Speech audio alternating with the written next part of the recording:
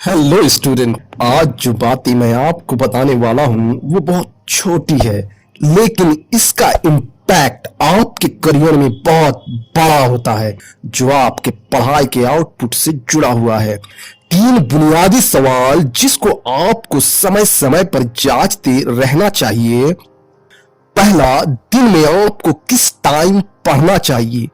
दूसरा, पढ़ने के लिए आपको कहाँ जाना चाहिए। और तीसरा, बिना ब्रेक के कितने देर पढ़ना चाहिए। अगर आप इन सवालों के सही जवाब जानते हैं तो भी आपको ये वीडियो पूरा देखना चाहिए, और नहीं जानते हैं तो भी, क्योंकि इन सवालों के सही जवाब और इस्तेमाल से ही आपके पढ़ाई का आउटपुट बूस्ट होता है, आपके मार्क्स बेहतर हो जाते हैं, वो भी कम से कम समय देकर।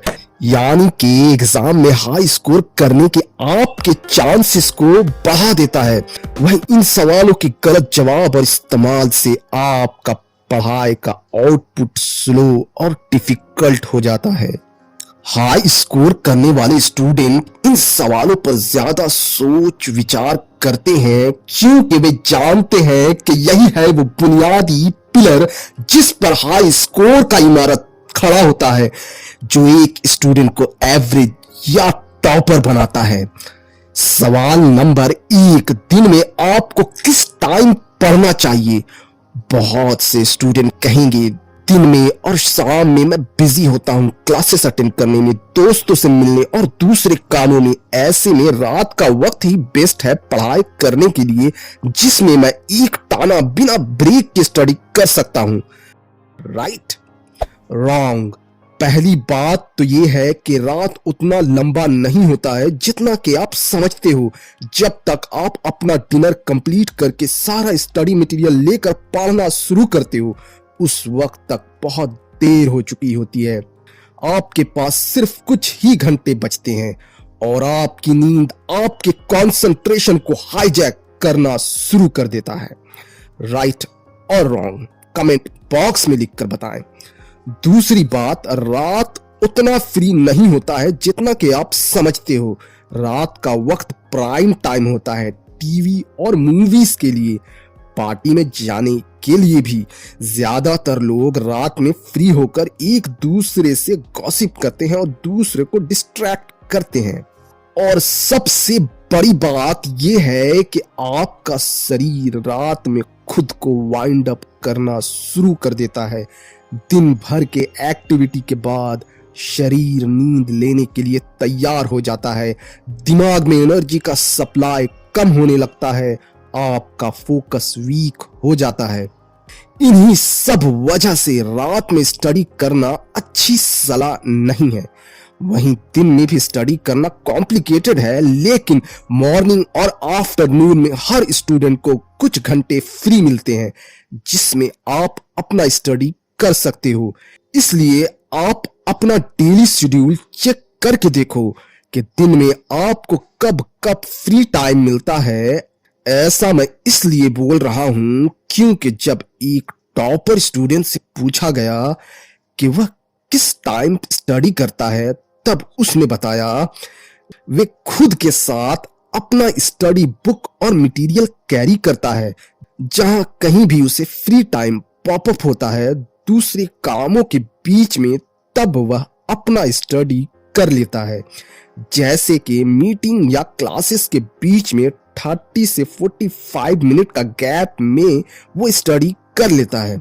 अगर आप भी ये स्ट्रेटजी यूज करोगे तो आप हैरान हो जाओगे, क्योंकि मॉर्निंग और आफ्टरनून में आपको अपने क्लासेस, मीटिंग और दूसरे कामों के बीच में जितना फ्री टाइम मिलता है, उसका यूज करने से ही आपका परफॉर्मेंस बेहतर हो जाएगा। ज्यादातर स्टूडेंट इस तरह के फ्री टाइम को वेस्ट कर देते हैं। आप ऐसा ना करें। फ्री टाइम मिलते ही खुद को अलग कर लें और अपना स्टडी कंप्लीट करें। इसका मतलब ये नहीं है कि आप एंटी सोशल हो जाएं। जब आप अपने दिन का टास्क कंप्लीट कर लें, तब दोस्तों के साथ मजे करें। इसलिए इस स्ट्रैटेजी को यूज करने के लिए अभी से ही आप खुद को मेंटली तैयार करना शुरू कर दें। सवाल नंबर 2, पढ़ने के लिए आपको कहाँ जाना चाहिए? अकेले में? क्यों? अकेले में पढ़ने के बहुत से कारण हैं। ये आपको डिस्ट्रैक्शन से बचाता है। सबके सामने पढ़ने से आपका ध्यान जल्दी पढ़ाई से हटकर कहीं और चला जाता है। फ्रेंड, क्यूट गर्ल और हैंडसम बॉय अगर आपके सामने हो तो आप भूल ही जाओ कि आपका ध्यान पढ़ाई में लगने वाला है। फिर तो 1 घंटे के काम में आपका 4 घंटा लगना पक्का है। जब आप अकेले में पढ़ते हो तब आप इन सब चीजों से बच जाते हो। आपका कंसंट्रेशन बढ़ जाता है और आप अपने काम को जल्दी कंप्लीट कर लेते हो। इसलिए टॉपर हमेशा आइसोलेशन स्ट्रैटेजी यूज करते हैं। खुद को अकेले कमरे में क्वारंटाइन कर लेते हैं या बहुत दूर जाकर जहां डिस्ट्रैक्शन ना हो वैसी जगह पर पढ़ते हैं। इसलिए आज से मॉर्निंग और आफ्टरनून में स्टडी करने के लिए बहुत सारे आइसोलेशन स्पॉट खोज लें ताकि जब आपको फ्री टाइम मिले 30 या 45 मिनट के लिए ही तो आप वहां फौरन पहुंचकर अपना स्टडी कर सके। जगह बदलकर पढ़ने का एक और एडवांटेज है कि आपका माइंड फ्रेश फील करने लगता है। तब आप कम समय में ज्यादा टास्क कंप्लीट कर सकते हो। सवाल नंबर 3, बिना ब्रेक के कितनी देर पढ़ना चाहिए?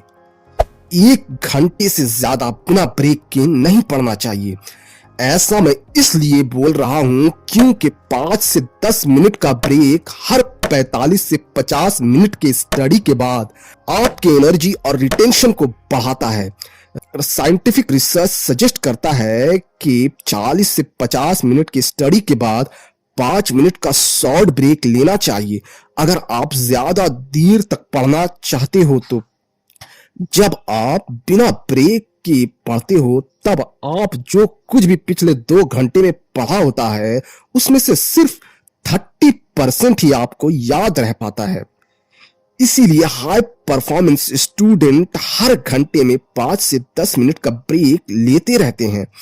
इस 5 से 10 मिनट के ब्रेक में आप कुछ भी करो जो आपको पसंद हो, जैसे कि नोवेल पढ़ना या फिर न्यूज़पेपर या खुली हवा में सांस लेना। स्टूडेंट, अगर ऐसी ही और स्ट्रैटेजी जानना चाहते हो तो इस वीडियो पे क्लिक करो।